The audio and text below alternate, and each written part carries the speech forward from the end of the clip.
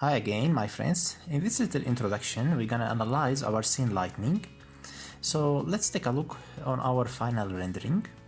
We will need to use 4 types of lights in order to get this result. First one, for environment light, we will set a V-Ray dome light and then link it to HDRI file. I kept the HDRI in the resources for next lesson. The second one, we will need to use a simple V-Ray light plan over shutters or maybe under stair steps and so on. It's optional to you. You can use these lights wherever you think it will give you a good appearance. Third one, we will use V-Ray IS light, which gives our scene a special effect also, maybe between grasses, under trees and so on.